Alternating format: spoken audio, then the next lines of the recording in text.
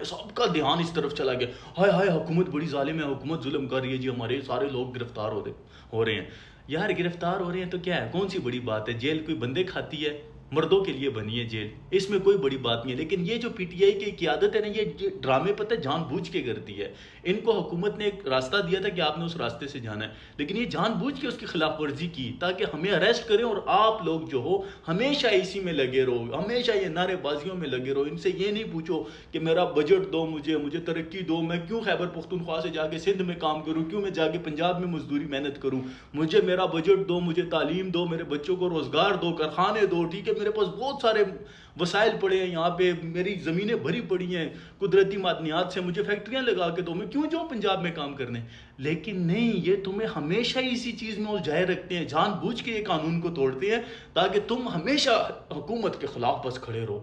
تو اس چیز سے میرے بھائی نکل آؤ، کیونکہ آپ لوگوں سے ایک دن پہلے مینار پاکستان میں اتنا بڑا جلسہ کیا یار، ٹو بی آنیسٹ میں سچی بول رہا ہوں، بہت بڑا جلسہ تھا، وہ پورا وہ میدان بھرا پڑا تھا۔ کیا آپ لوگوں نے ایک ویڈیو سوشل میڈیا پہ دیکھی ہے کہ انہوں نے یار روڈ بند کیا ہو یا خلاف ورزی کی ہو کسی چیز کی؟